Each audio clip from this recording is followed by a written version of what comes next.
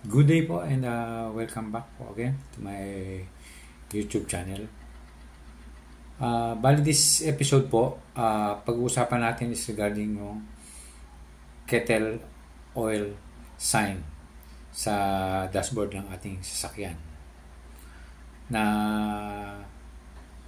pangkaraniwang alam ng iba is, ang ibig sabihin lang is simply low oil level. Pero ito po, ang ibig pong sabihin talaga is low oil pressure level. So, tapusin po natin yung video para maintindihan po natin ng maayos.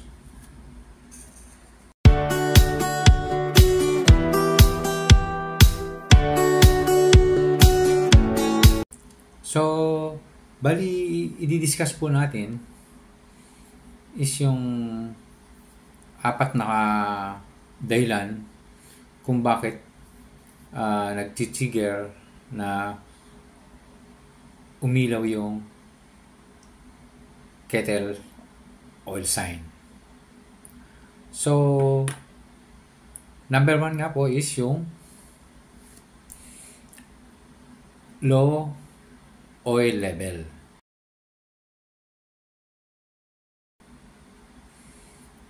Then, defective oil pump.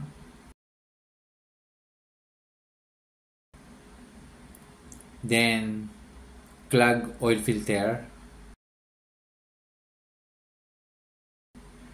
And defective or clogged engine oil control valve.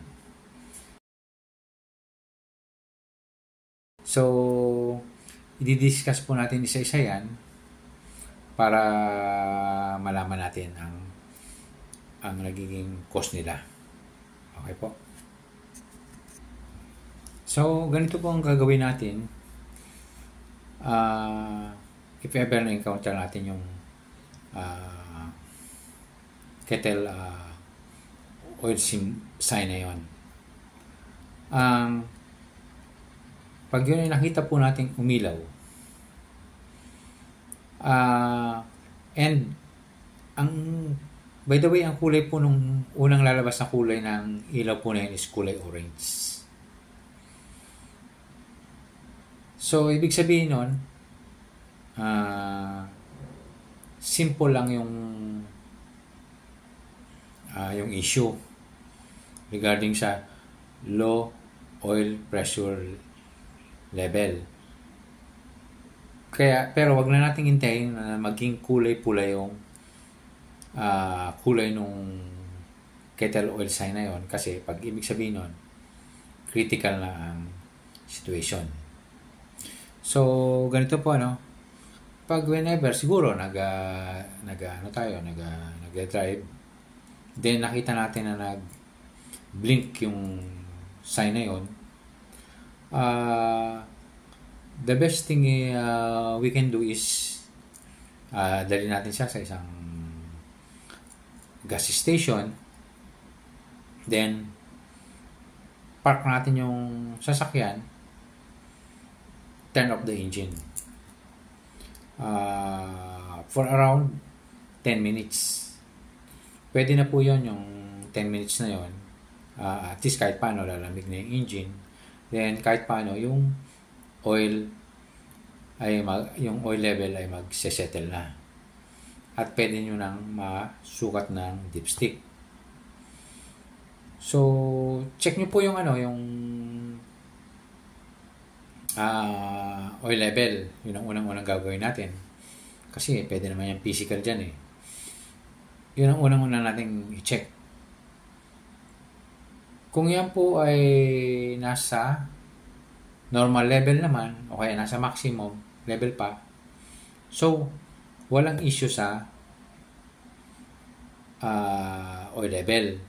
Pero kung siya ay below sa oil level, pwede yun na maging issue, kaya nag-ilaw yung kettle sign. So, gawin mo lang is mag top up ka. Much better kung same brand and same viscosity. Pero kung hindi naman wala kang sabihin natin hindi same brand yung mabibili mo doon, okay na yun, same viscosity. At least top up lang naman yun. Temporary. So, yun. Top up ka, lagay mo sa normal level or sa maximum level. Then, start mo ulit yung sasakyan mo. At, kung hindi na bumalik yung yung kettle sign, doon talaga ang naging issue. Much better. Pero kung ang nangyari po ay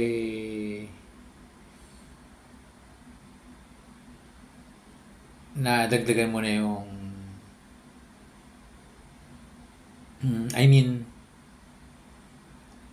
okay naman pala yung oil level mo, nasa normal or kaya nasa taas, nasa maximum level.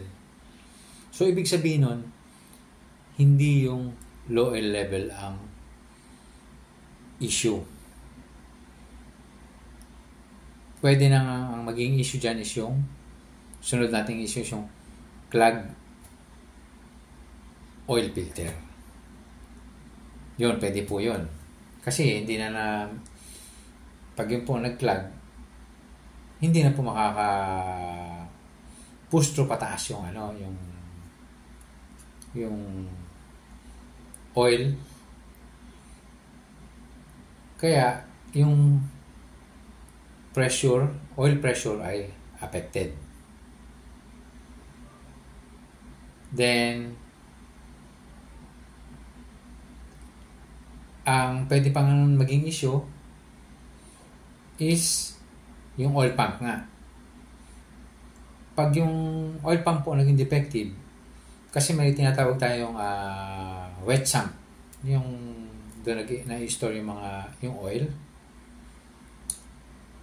Tapos doon siya, yun yung ipapump ng oil pump papuntang crankshaft.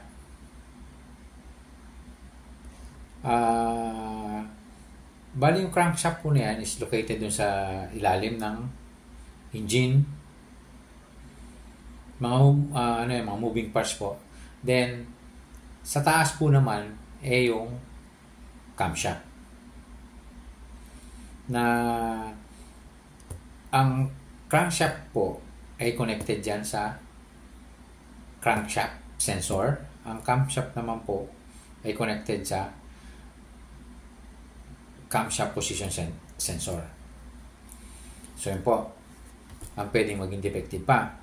Then yung isa pa maging defective na pwedeng mangyari is yung defective or clogged engine oil control valve. Yun. Kasi po ang trabaho nun is mostly is yun yung nagdadala ng oil doon sa taas na part ng engine, mostly doon sa camshaft para malubricate siya. So yung mga issue po na yun, yung mostly yung tatlo, internal yun. So ang the best po natin talagang gawin is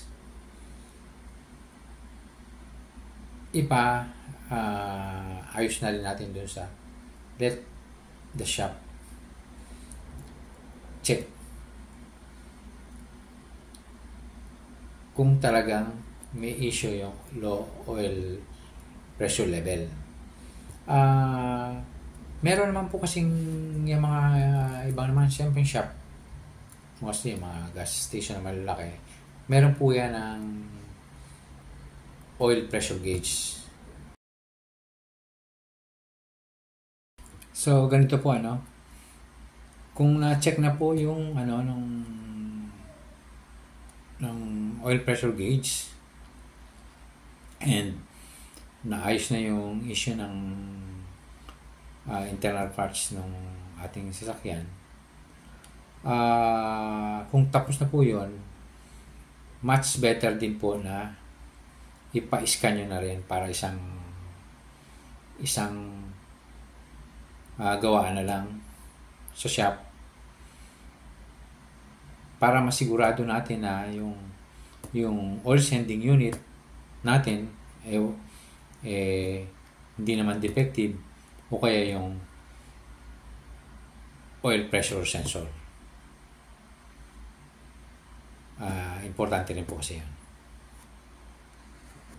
Gagamitin po ay ng oil pressure gauge para kung talagang may issue yung low oil pressure level mo. So, ang normal po kasing pressure level is 25 to 65 PSI. Yun po yung normal. Pero pag ang below siya ng 20 PSI, yun po, yun. Talagang defective na po yung yung apektado ng low oil pressure level mo.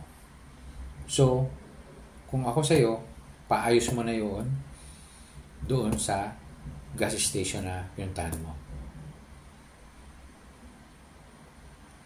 Kasi, pag yun ay malaking problema ang mangyayari. Kung ibiyahe mo pa yan, then habang nasa biyahe ka, yung orange na sign na nagbiblink ay magiging kulay pula. Ang ibig sabihin nun ay critical na yung situation mo. Kasi ang maapektuhan mo dyan is yung mga connecting rod, pwedeng masira. Yung mga engine moving parts. Kasi, ang mangyayari dyan, kasi nga may low oil pressure level, hindi nakakaikot ng yung oil sa engine. Mangyayari niyan, steel to steel lang ang mangyayari, ang mga magkikiskisan yung engine parts. So, kakatok ngayon ang makina mo and mas malaki ang gagasusin mo. So, kung sakaling ma-encounter natin po yung ganyang issue sa kettle oil symbol na mag-ilaw, bigyan po natin pansin yun kasi medyo malaking gastusan po yan kung hindi natin bigyan ng pansin. So, ganito po kung na-check na po yung ng oil pressure gauge and naayos na yung issue ng internal parts ng ating sasakyan, kung tapos na po yun, much better din po na ipa-scan nyo na rin para isang gawaan na lang sa shop para masigurado natin na yung oil sending unit natin hindi naman defective o kaya yung oil pressure sensor. Importante rin po kasi yan. Okay po. Then additional na lang po info lang. Marami kasing dito nagtatalo o kaya pinag-uusapan yung regarding sa pag-start ko ba ng engine,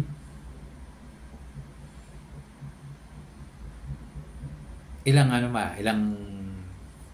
minutes muna akong magpapainit ng makina para mag-circulate yung oil sa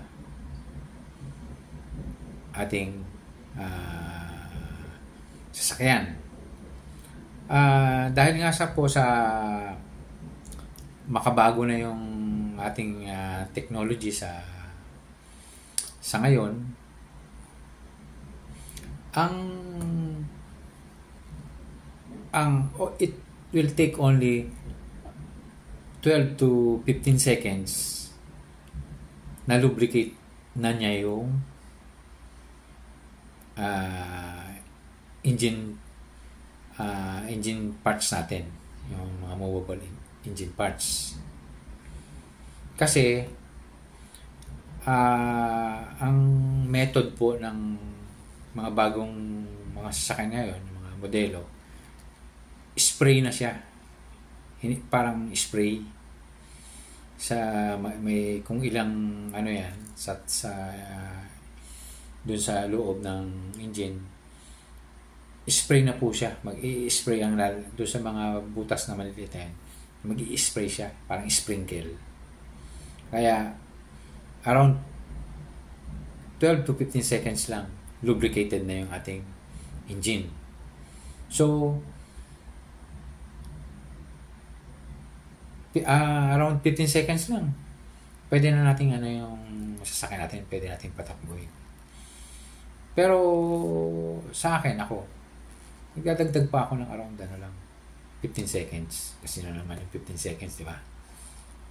Para mas lubricated yung engine parts natin. So nasa inyo yun. 15 seconds lang, pwede naman. Pero kung ako lang, sabihin ko, hintay pa rin ako ng mga 15 seconds para almost 30 seconds lahat. Okay po, sana may natutunan na naman po kayo at na-info. At ito po ay talagang mahalaga para sa ating mga gumagamit ng sasakyan.